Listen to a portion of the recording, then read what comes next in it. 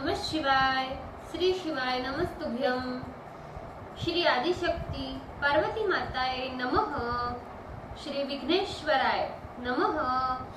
श्री लक्ष्मी नारायणे नमः। श्री सरस्वती ब्रह्माय नमः। श्री सियारामे नमः। श्री रामदास हनुमाने नमः। श्री राधे श्यामे नमः। हे શિવજી, તમારી કૃપાથી હું આ શિવ પુરાણ વાંચી રહી છું અને મારી મમ્મી, બેન અને તમામ શ્રોતા આ શિવ પુરાણ સાંભળી રહ્યા છે. અમે બધા આ શિવ પુરાણનું જ્ઞાન પ્રાપ્ત કરી શકીએ એટલી શક્તિ પ્રદાન કરજો અને શિવ પુરાણનું તેજ સહી શકીએ એટલી ક્ષમતા પ્રદાન કરજો. હે વિઘ્નેશ્વર ગણપતિ બાપા, તમે શિવ પુરાણના વંચનમાં આવતા તમામ વિઘ્ન હરજો. हे कृष्ण मनोहारिणी राधा जी, हे श्याम सुंदर, हे सिया राम जी, हे रामदास हनुमान जी, तमे शिव पुराण सांभळवा जरूर पधारजो अने मारा हृदयमां स्थान ग्रहण करजो. ओम नमः शिवाय. श्री शिवाय नमस्तुभ्यं. द्वितीय संहिता तृतीयो खंड.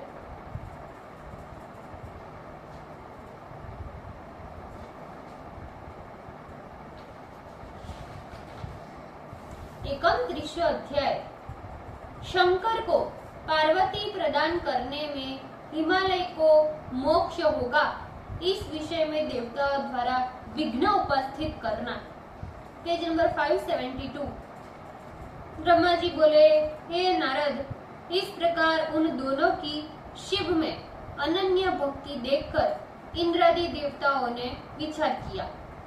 यदि हिमालय शिव में अनन्य भक्ति करेंगे तो वे शिव को अपनी कन्या अवश्य देंगे और भारत में अवश्य ही निर्वाण पद प्राप्त करेंगे.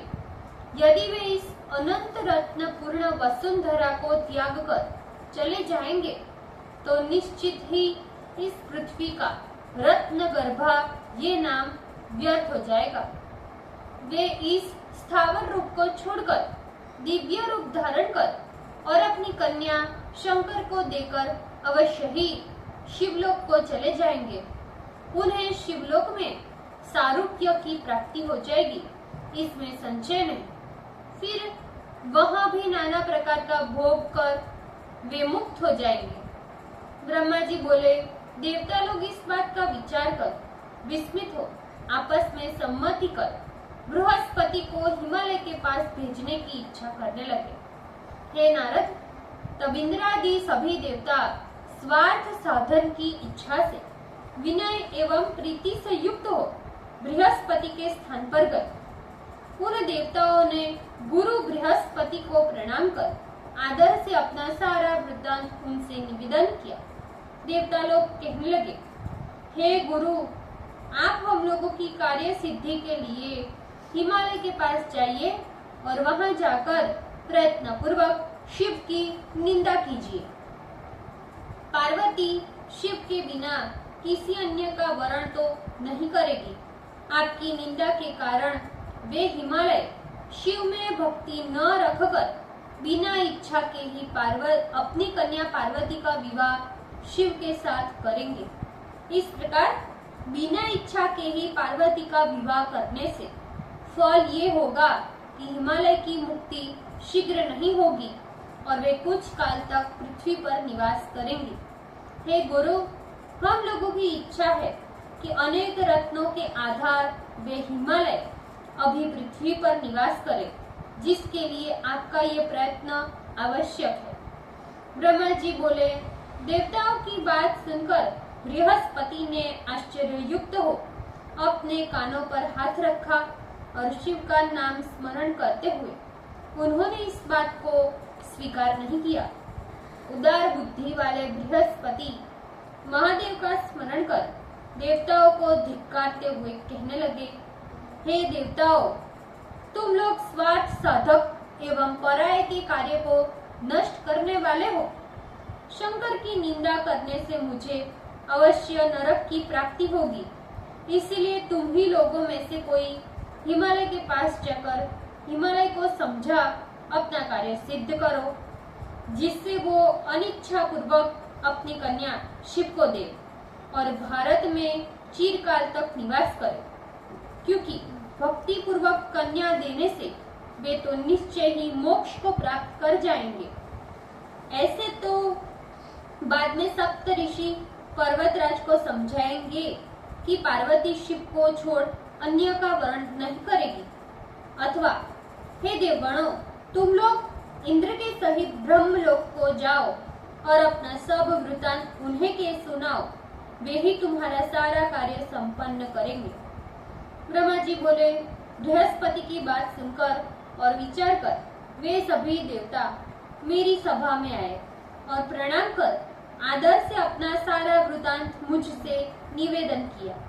देवताओं के शिव निंदा विषयक बात को सुनकर वेदवेत्ता में बड़ा दुखी हुआ और पूर्ण देवताओं से कहने लगा, हे वत्सो, शिव निंदा तो मेरे लिए अत्यंत दुस्सह है। भला मैं किस प्रकार कर सकता हूँ, क्योंकि शिव निंदा संपत्ति का विनाश करती है एवं विपत्तियों को आमंत्रण देती है। इसीलिए हे देवगणों, तुम लोग कैलाश में जाकर स्वयं ही शिव को संतुष्ट कर लो और संतुष्ट होने पर उन्हीं को हिमालय के घर भेज देना। वही स्वयं हिमालय के घर जाकर अपनी निंदा करेंगे, क्योंकि पर निंदा से विनाश और आत्म निंदा से यश की प्राप्ति होती है। ब्रह्मा जी बोले, वे देवता मेरी बात सुनकर प्रेम से मुझे प्रणाम कर शीघ्र ही कैलाशपति शंकर के समीप गए। उन देवताओं ने वहां जाकर बड़े विनय के साथ शिव को प्रणाम किया और हाथ जोड़े हुए उनकी स्तुति करने लगे। देवगणों ने कहा, हे देवदेव, हे महादेव, हे करुणाकर, हे शंकर, हम सब आपके शरण में हैं, आपको प्रणाम है। आप हम लोगों पर कृपा कीजिए। हे स्वामी, आप भक्त वत्सल हो और सदा देवताओं का कार्य करते हो। आप दीनों का उद्धार करने वाले कृपा सिंधु हो और भक्तों की आपत्ति दूर करते हो। ब्रह्मा जी बोले, इस प्रकार इंद्रादि सभी देवताओं ने शिव जी की स्तुति कर बड़े आदर के साथ अपना सारा वृत्तांत उनसे निवेदन किया। देवताओं की बात सुनकर शिव जी ने उसे स्वीकार कर लिया। उन्होंने हंसते हुए देवताओं को आश्वासन दिया तथा उन्हें विदा भी कर दिया। तब देवगण प्रसन्न हो अपने अपने स्थानों को चले गए और अपना कार्य सिद्ध जानकर सदाशिव की प्रशंसा करने लगे। तब भक्त वत्सल माहेश निर्विकार महेश्वर भगवान शंभु शैलराज के पास गए। उस समय गिरिराज अपने बंधु वर्गों के साथ पार्वती सहित सभा में विराजमान थे। उसी समय दंड, छत्र एवं दिव्य वस्त्र धारण किए तिलक लगाए हुए भगवान शिव उनकी सभा में पहुंचे। हाथ में स्फटिक की माला तथा गले में शालिग्राम शिला लटक रही थी।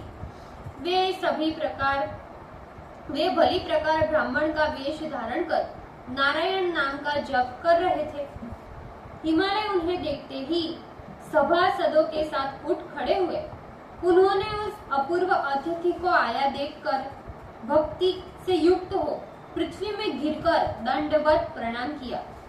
ब्राह्मण का वेश धारण करने वाले उस सदाशिव को अपना प्राणेश्वर समझकर पार्वती ने प्रणाम किया और मन में उनकी स्तुति की। उस ब्राह्मण वेशधारी शंकर ने बड़े प्रेम के साथ सबको आशीर्वाद दिया। विशेषकर पार्वती को उनकी मनोरथ सिद्धि के लिए आशीर्वाद प्रदान किया। उस ब्राह्मण ने शैलाधिराज हिमालय के द्वारा आदर से दिया गया मधुपर्क आदि प्रेम से ग्रहण किया। हे मुने, इस प्रकार ब्राह्मण की विधिवत पूजा करने के उपरांत हिमालय ने उनका कुशल मंगल इस प्रकार पूछा कि आप कौन हैं? तब ब्राह्मण उस गिरिराज से आदर पूर्वक कहने लगे, हे गिरिराज, मैं बुद्धिमानों में श्रेष्ठ वैष्णव ब्राह्मण हूँ। और घटिकी यानी कि ज्योतिष वृत्ति का सहारा लेकर पृथ्वी तल में विचरण करता हूँ। मैं अपने गुरु के आशीर्वाद से मन के वेग के समान सर्वत्र जाने वाला हूँ और मैं सर्वज्ञ हूँ। मैं परोपकार करता हूँ, निष्कपट हूँ, दयालु हूँ तथा विकार को हरने वाला हूँ।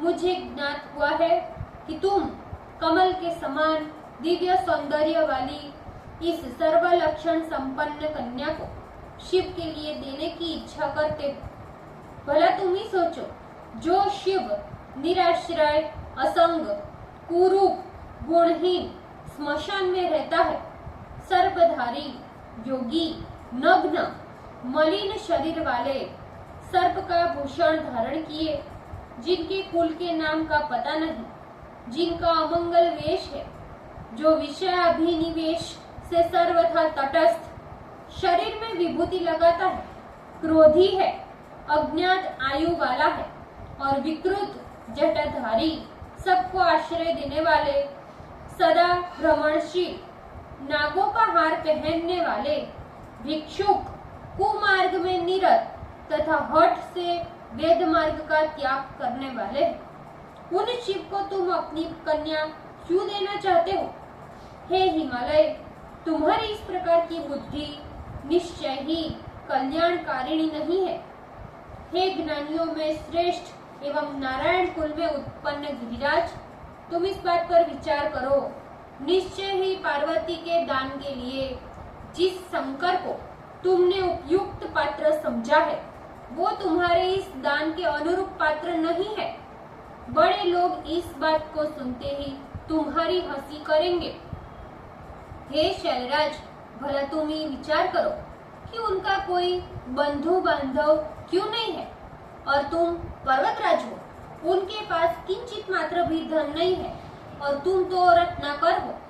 हे शैलाधिराज, तुम इस विषय में बांधवों से, मेनका से, पुत्रों से और दूसरे पंडितों से, बहुत तो क्या पार्वती को छोड़कर अन्य समस्त जगत से प्रयत्न पूर्वक शीघ्रता से पूछो। हे गिरि सत्तम, मुझे तो ऐसा ज्ञात होता है कि तुम्हारी बुद्धि ही उल्टी हो गई है, क्योंकि रोगी को औषध तथा पथ्य अच्छा नहीं लगता, उसे तो हानि करने वाला कुपथ्य ही अच्छा लगता है। ब्रह्मा जी बोले, इस प्रकार नाना लीला करने में विचक्षण विप्र रूपधारी वे ब्राह्मण पर्वतराज हिमालय से कहकर प्रसन्नता से भोजन कर शांत चित्त हो अपने घर को चला गया। ओम नमः शिवाय। श्री शिवाय नमस्तुभ्यम। ભૂલચૂક માફ કરજો શિવજી, કૃપા રાખજો। આજના શિવપુરાણના વંચનનું પુણ્ય મને પ્રદાન કરજો શિવજી। ઓમ નમઃ શિવાય। શ્રી શિવાય નમસ્તુભ્યમ।